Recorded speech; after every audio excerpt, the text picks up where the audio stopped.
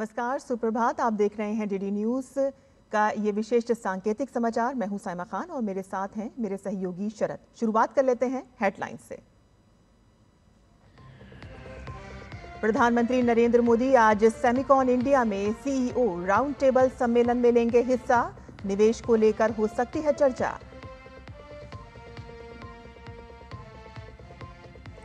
दिल्ली में आज से जीएसटी परिषद की बैठक।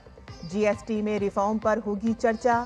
वित्त मंत्री निर्मला सीतारमण बैठक की करेंगी अध्यक्षता।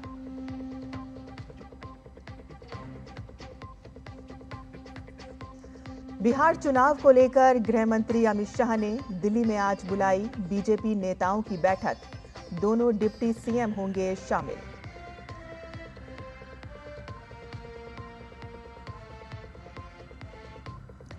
भूकंप से प्रभावित अफगानिस्तान में भारत ने भेजी 21 टन राहत सामग्री। जयशंकर बोले हालात पर नजर। अब तक 1411 लोगों की मौत।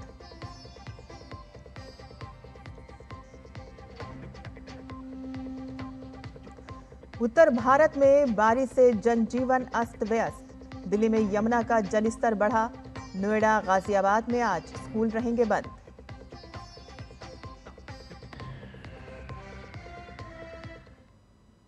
और समाचार विस्तार से। प्रधानमंत्री नरेंद्र मोदी आज सेमिकॉन इंडिया में सीईओ की गोलमेज सम्मेलन में हिस्सा लेंगे और सेमीकंडक्टर के क्षेत्र में हो रही विकास पर चर्चा करेंगे। और इस दौरान कंपनियों के सीईओ भी अपने विचारों से पीएम मोदी को अवगत कराएंगे। और इस दौरान सेमीकंडक्टर क्षेत्र में निवेश बढ़ाने पर चर्चा हो सकती है।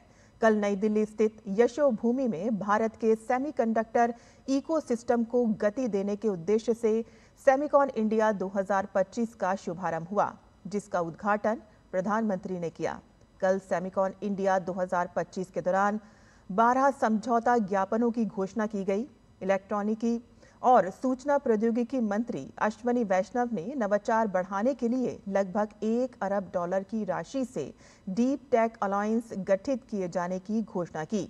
ये गठबंधन आरंभ में सेमीकंडक्टर पर ध्यान केंद्रित करते हुए स्वच्छ ऊर्जा, जैव प्रौद्योगिकी, क्वांटम प्रौद्योगिकी और अंतरिक्ष जैसे अन्य अग्रणी क्षेत्रों में भी विस्तारित होगी।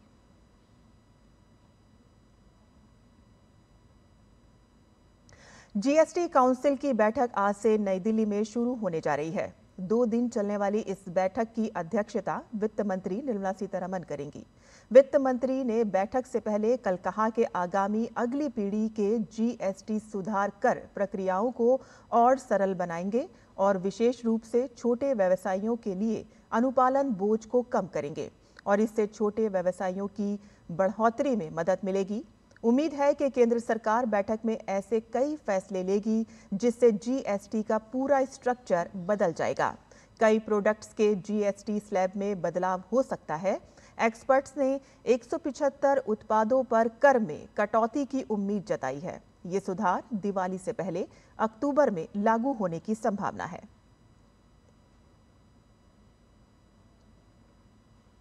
बिहार में होने जा रहे विधानसभा चुनाव की सरगर्मी अब बढ़ने लगी है। गृह मंत्री अमित शाह के साथ आज बिहार बीजेपी नेताओं की बैठक होगी। इस मीटिंग में चुनाव को लेकर रणनीति पर भी बात होगी और अब तक की स्थिति का फीडबैक भी लिया जाएगा। इस बैठक में बिहार भाजपा अध्यक्ष दिलीप जायसवाल, दोनों उप मुख्यमंत्री सम्राट चौधरी, विजय सिन्हा समेत भाजपा सांसद भी शामिल होंगे। केंद्रीय वित्त मंत्री निर्मला सीतारमण ने 3 दिवसीय भारत दौरे पर आए सिंगापुर के प्रधानमंत्री लॉरेंस वोंग से मुलाकात की। दोनों नेताओं के बीच मुख्य रूप से व्यापार और निवेश, वित्तीय प्रौद्योगिकी, कौशल विकास, स्वास्थ्य और संपर्क क्षेत्र में व्यापक रणनीतिक साझेदारी बढ़ाने पर बातचीत हुई। दोनों नेताओं ने इन क्षेत्रों में सहयोग मजबूत करने पर सहमति व्यक्त की। और इससे पहले नई दिल्ली पहुंचने पर वित्त राज्य मंत्री पंकज चौधरी ने लॉरेंस वोंग का भव्य स्वागत किया। प्रधानमंत्री नरेंद्र मोदी और प्रधानमंत्री वोंग गुरुवार को द्विपक्षीय चर्चा करेंगे और इसके बाद दोनों देशों के बीच समझौता ज्ञापनों पर हस्ताक्षर होने की उम्मीद है। जर्मनी के विदेश मंत्री जोहान वैटफुल भारत दौरे पर हैं। आज वे नई दिल्ली में केंद्रीय वाणिज्य एवं उद्योग मंत्री पीयूष गोयल से मुलाकात करेंगे और इसके बाद विदेश मंत्री डॉक्टर एस जयशंकर के साथ बैठक करेंगे। जर्मनी के विदेश मंत्री की यात्रा से भारत जर्मनी रणनीतिक साझेदारी को मजबूत करने में मदद करेगी, जो अपनी स्थापना के 25 साल पूरे कर रही है। भारत ने भीषण भूकंप से प्रभावित अफगानिस्तान को मानवीय सहायता भेजी है। भारत ने कल 21 टन राहत सामग्री भेजी, जिसमें कंबल, टेंट, स्वच्छता किट, जल भंडारण टैंक, जनरेटर, रसोई के बर्तन, portable water purifier, sleeping bag, आवश्यक दवाइयाँ, व्हीलचेयर, हैंड सैनिटाइजर, जल स्वच्छ करने वाली गोलियाँ, शरीर में पानी और नमक की कमी पूरा करने वाले ORS घोल और चिकित्सा सुविधाएं शामिल हैं। विदेश मंत्री डॉक्टर जयशंकर ने कहा कि भारत स्थिति पर नजर रखेगा और आने वाले दिनों में और मानवीय सहायता भेजेगा। अफगानिस्तान में कल फिर भूकंप के झटके महसूस किए गए और अब तक 1411 लोगों की मौत हो चुकी है और 3000 से ज्यादा लोग घायल हैं। सितंबर का पहला हफ्ता पूरे देश में बारिश का अलर्ट लेकर आया है।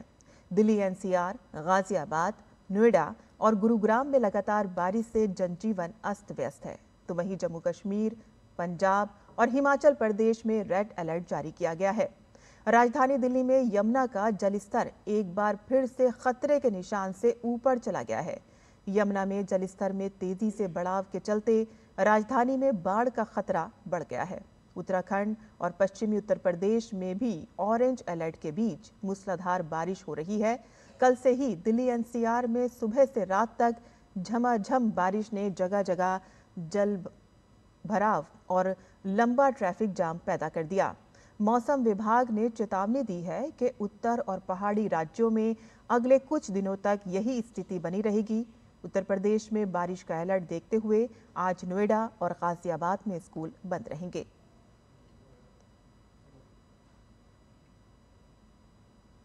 और बिहार के राजगीर में खेले जा रहे हॉकी एशिया कप में सुपर 4 के मुकाबले आज से शुरू होंगे। सुपर 4 में आज भारत का सामना कोरिया से होगा। ये मैच शाम 7:30 बजे खेला जाएगा। भारतीय टीम ने अपने ग्रुप में शीर्ष पर रहते हुए अंतिम 4 में अपनी जगह पक्की की थी। भारत ने अपने तीनों लीग मैच जीते थे।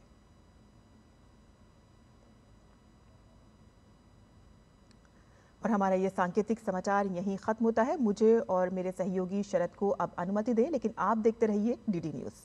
नमस्कार।